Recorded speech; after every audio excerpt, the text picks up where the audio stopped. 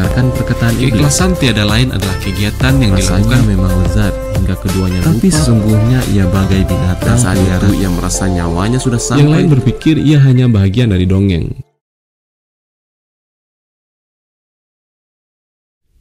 Sherlock Holmes, A Study in Scarlet. Penelusuran Benang Merah, karya Sir Arthur Conan Doyle. Bagian 1. Salinan catatan harian Dr. John H. Watson, pensiunan Departemen Medis Angkatan Darat. Bab 5. Iklan jebakan.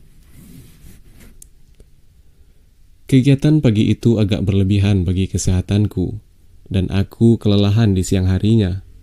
Setelah Holmes pergi menonton konser, aku membaringkan diri di sofa dan berusaha tidur selama 1-2 jam. Usaha yang sia-sia. Pikiranku terlalu aktif akibat semua kejadian yang telah berlangsung dan segala keanehan yang meliputinya. Setiap kali memejamkan mata, aku melihat ekspresi korban yang mirip kera. Begitu mengerikan kesan yang ditimbulkan wajah tersebut, hingga rasanya aku ingin mengucapkan terima kasih pada orang yang telah mengenyahkan korban dari dunia ini. Seumur hidup, belum pernah aku melihat wajah yang lebih kejam daripada wajah Enoch J. Draper. Sekalipun begitu, aku tetap beranggapan keadilan harus ditegakkan. Kondisi fisik korban tak boleh menjadi bahan pertimbangan di mata hukum. Semakin kupikirkan, aku semakin meragukan hipotesis temanku bahwa pria tersebut telah diracuni. Aku ingat bagaimana Holmes mengendus bibir pria itu dan mungkin mendeteksi sesuatu yang menimbulkan gagasan tersebut. Tapi kalau bukan racun, apa penyebab kematian pria itu? Tak ada luka atau bekas cekikan. Dan lagi, darah siapa yang berceceran di lantai? Tidak ada tanda-tanda perkelahian. Korban pun tidak memiliki senjata yang mungkin digunakannya untuk melukai lawan. Selama pertanyaan-pertanyaan tersebut belum terjawab, aku jadi sulit tidur. Holmes pulang terlambat, sehingga aku menduga ia bukan hanya menonton konser. Makan malam telah siap di meja ketika ia tiba. Luar biasa, katanya sambil duduk. Kau ingat apa kata Darwin tentang musik? Dia mengklaim kemampuan untuk menghasilkan dan menikmati musik sudah ada pada manusia lama sebelum mereka bisa berbicara. Mungkin itu sebabnya kita secara tak sadar begitu dipengaruhi musik. Ada kenangan samar dalam jiwa kita akan abad-abad ketika dunia masih dalam tahap kanak-kanak. Itu gagasan yang berlebihan, kataku. Gagasan seseorang haruslah sebesar alam, kalau dia ingin menafsirkan alam itu, tukas Holmes. Ada masalah apa? Kau tampak murung. Kasus Brixton Road ini mengganggumu ya? Sejujurnya ya, aku seharusnya lebih mampu menghadapinya setelah pengalamanku di Afghanistan. Aku sudah melihat rekan-rekanku dicincang di sana tanpa kehilangan keberanianku. Bisa kupahami, ada misteri dalam hal ini yang memicu imajinasi. Jika tak ada imajinasi, tak ada ketakutan. Kau sudah membaca koran sore? Belum. Laporan mengenai kasus itu cukup bagus, tapi tidak menyinggung fakta bahwa sewaktu korban diangkat, ada cincin pernikahan wanita yang jatuh ke lantai. Memang sebaiknya begitu. Kenapa? Lihat iklan ini, jawab Holmes. Aku mengirimkannya ke setiap koran tadi pagi setelah mengetahui kasus ini. Holmes melemparkan koran ke arahku, dan aku melirik kolom yang ditunjukkannya. Pagi ini di Brixton Road, demikian bunyi iklan itu. Ditemukan sebentuk cincin kawin. Cincin ini ditemukan tepatnya di antara jalan White Hart Tavern dan Holland Grove. Hubungi Dr. Watson, Baker Street nomor 221B, antara pukul 8 dan 9 malam. Maaf karena aku telah menggunakan namamu, kata Holmes. Kalau kugunakan namaku sendiri, pasti ada orang iseng yang mengenalinya dan ingin ikut campur dalam masalah ini. Tak apa-apa, jawabku. Tapi seandainya ada yang datang, aku tidak memiliki cincinnya. Oh ya, ada. Holmes memberikan sebuah cincin kepadaku. Cukup bagus kan? Sangat mirip. Menurutmu siapa yang akan menanggapi iklan ini? Tentu saja pria bermantel coklat dengan sepatu berujung persegi. Kalau bukan dia sendiri yang datang, pasti temannya. Apa dia tidak akan menganggap hal ini berbahaya? Sama sekali tidak. Bila perkiraanku mengenai kasus ini benar, dan aku memiliki semua alasan untuk percaya memang begitu, pria ini pasti lebih suka mengambil risiko daripada kehilangan cincinnya. Menurutku, cincin itu jatuh sewaktu dia membungkuk di atas mayat Dreber. Dan saat itu dia tidak menyadarinya. Dia baru sadar setelah meninggalkan rumah dan bergegas kembali. Tapi mendapati polisi telah berada di sana akibat kesalahannya sendiri, meninggalkan lilin yang masih menyala. Dia berpura-pura mabuk untuk menghindari kecurigaan yang mungkin timbul karena kemunculannya di gerbang taman. Sekarang, tempatkan dirimu pada posisinya. Setelah memikirkannya kembali, pasti terlintas di dalam benaknya kemungkinan cincin itu telah terjatuh di jalan setelah dia meninggalkan rumah. Apa yang akan dilakukannya? Dengan penuh semangat, dia akan membaca semua koran sore dengan harapan iklan tentang cincin itu ada pada kolom ditemukan. Kubayangkan matanya berbinar ketika membaca iklan itu. Dia pasti sangat gembira. Kenapa dia harus cemas kalau ini jebakan?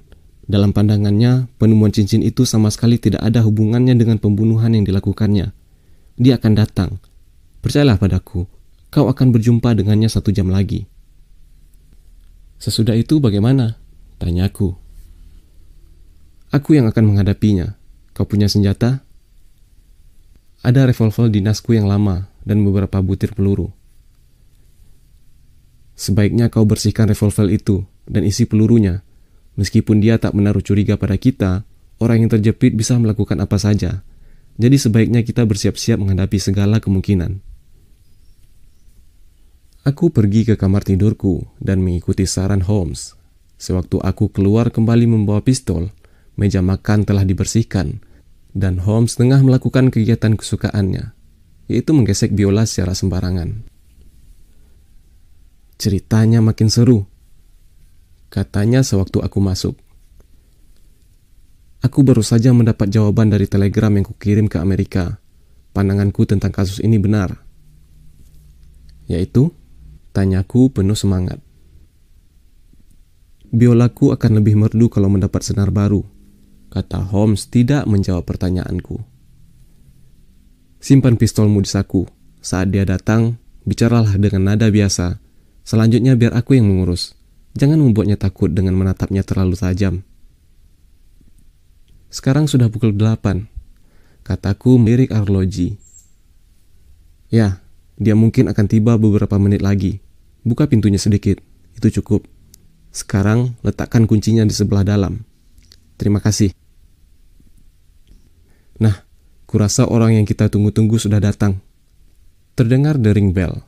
Holmes perlahan-lahan bangkit dan memindahkan kursinya ke arah pintu.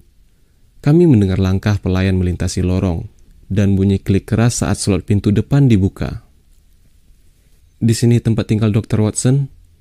Tanya seseorang dengan suara jelas namun agak serak. Kami tidak bisa mendengar jawaban pelayan, tapi pintu terdengar ditutup dan ada orang menaiki tangga. Langkahnya tidak mantap dan agak diseret. Ekspresi terkejut terlihat di wajah temanku saat ia mendengarkan bunyi langkah-langkah itu. Tak lama kemudian, pintu apartemen kami diketuk pelan. Masuk, seruku. Yang masuk bukanlah pria yang biasa menghadapi kekerasan sebagaimana dugaan kami, tapi seorang wanita yang sangat tua dan keriput dengan langkah terhuyung-huyung. Ia tertegun pada cahaya terang benderang yang tiba-tiba dan setelah membungkuk memberi hormat, ia berdiri memandang kami dengan mata merah berkedip-kedip. Tangannya bergerak-gerak di saku dengan gugup, gemetar. Kulirik Sherlock Holmes, dan dia tampak melamun sehingga aku hanya bisa melanjutkan aktingku. Wanita tua itu mengeluarkan sehelai koran sore dan menunjuk iklan kami. Ini yang membawaku kemari, tuan-tuan yang baik, katanya sambil membungkuk dan memberi hormat sekali lagi. Cincin kawin emas di Brixton Road. Itu cincin putriku, Sally, yang baru setahun menikah dengan suaminya yang bekerja di kapal Union. Apa kata menantuku sepulangnya nanti kalau dia tahu istrinya telah menghilangkan cincin kawinnya? Aku tak berani membayangkan reaksinya. Dia pemarah, apalagi kalau sedang mabuk. Putriku Sally semalam nonton sirkus dan... Ini cincinnya, potongku. Puji Tuhan, seru wanita tua itu. Sally akan menjadi wanita yang paling gembira malam ini. Itu memang cincinnya. Di mana rumah Anda? Tanyaku sambil meraih pensil. Dunsan Street nomor 13, Houndsditch. Cukup jauh dari sini. Brixton Road tidak terletak di antara Houndsditch dan sirkus manapun. Sela Sherlock Holmes tajam. Wanita tua itu berpaling dan menatap temanku dengan cermat. Tuan ini menanyakan rumahku, katanya. Sally tinggal di Mayfield Place nomor 3. Nama Anda? Sawyer. Putriku Sally Dennis, karena dia menikah dengan Tom Dennis. Menantuku itu awak kapal yang baik. Sikapnya di kapal juga baik dan terpuji. Tapi di darat, dengan wanita-wanita jalang dan toko-toko minuman itu, ini cincinnya, Mr. Sawyer. Selaku mematuhi isyarat temanku. Jelas ini milik putri Anda, dan aku senang bisa mengembalikannya kepada yang berhak. Diiringi ucapan terima kasih yang bertubi-tubi, wanita tua itu mengantongi cincin yang kuberikan dan tertatih-tatih menuruni tangga. Holmes melompat bangkit begitu wanita tua itu menghilang dan bergegas ke kamar tidurnya. Dia pasti suruhan orang yang kita cari dan akan membawaku kepadanya. Tunggu aku. Pintu depan belum lagi ditutup setelah tamu kami keluar sewaktu Holmes menuruni tangga. Saat memandang keluar jendela, aku bisa melihat wanita tua itu berjalan terhuyung-huyung di seberang jalan, sementara penguntitnya agak jauh di belakang. Entah seluruh teori Holmes salah, atau dia akan dibawa ke jantung misteri ini. Sebenarnya Holmes tidak perlu memintaku menunggu, karena mustahil aku bisa tidur sebelum mendengar hasil pelacakannya. Waktu menunjukkan hampir pukul 9 waktu Holmes meninggalkan rumah. Aku tidak tahu berapa lama ia akan pergi. Jadi aku duduk saja sambil menghisap pipa, sambil membolak-balik V.D.B. Home, karya Henry Marger. Pukul 10 berlalu, dan aku mendengar bunyi langkah pelayan saat ia bersiap-siap tidur. Pukul 11. Langkah yang lebih halus melewati pintuku, berarti wanita induk semang kami juga akan tidur. Menjelang pukul 12, baru aku mendengar slot pintu depan dibuka. Begitu Holmes masuk, aku bisa melihat ekspresi wajahnya bahwa ia tidak berhasil. Penyesalan dan rasa geli tampaknya saling berjuang untuk mendominasi, sampai rasa geli memenangkan pergulatan itu dan Holmes terbahak-bahak. Jangan sampai orang-orang Scotland Yard itu tahu, serunya sambil menjatuhkan diri ke kursi. Aku sudah begitu sering mengalahkan mereka sehingga mereka tidak akan berhenti mengejekku untuk yang satu ini. Tapi aku masih bisa tertawa karena aku yakin aku bisa membalas dendam kepada kedua pengecohku itu. Memangnya ada apa? Tanyaku. Aku tertipu mentah-mentah, dokter. Seperti kau tahu, aku mengikuti Mrs. Sawyer. Dia belum jauh berjalan sewaktu mulai terpincang-pincang dan menunjukkan semua tanda kalau kakinya sakit. Kemudian dia berhenti dan memanggil kereta yang melintas. Aku berusaha mendekatinya supaya bisa mendengar alamatnya. Tapi ternyata aku tak perlu repot-repot karena dia menyebutkan alamatnya dengan begitu keras sehingga bisa didengar dari seberang jalan. Ke Dunsan Street nomor 13, Houndsditch, serunya. Kelihatannya dia tidak bohong, pikirku. Itu alamat yang diberitahukannya kepada kita. Setelah dia masuk ke kereta, aku cepat melompat naik dan menumpang di belakang kereta itu. Ini keahlian yang seharusnya dikuasai semua detektif. Nah, kereta pun melaju dan tidak berhenti hingga tiba di alamat yang dituju. Aku melompat turun sebelum kami tiba di sana dan melangkah menyusuri jalan dengan lagak santai. Aku melihat kereta itu berhenti. Kusirnya melompat turun dan membuka pintu, menunggu sang penumpang keluar. Tapi tak ada yang keluar. Sewaktu aku tiba di dekat kusir, kulihat dia tengah melongok ke dalam kereta yang kosong sambil menyumpah-nyumpah. Penumpangnya telah menghilang tanpa jejak, dan dia takkan mendapat upah. Ketika bertanya pada penghuni rumah nomor 13, kami mendapat informasi bahwa rumah itu milik pria bernama Keswich, dan mereka sama sekali tidak mengenal Mrs. Sawyer atau Mrs. Dennis. Maksudmu? Seruku heran. Wanita tua yang jalannya tertatih-tatih itu mampu melompat turun dari kereta yang sedang melaju, dan kau maupun kusir tidak melihatnya. Wanita tua apa? Kata Sherlock Holmes tajam. Kitalah yang layak disebut wanita tua karena terkecoh olehnya. Dia pasti masih muda, laki-laki muda yang pandai berakting.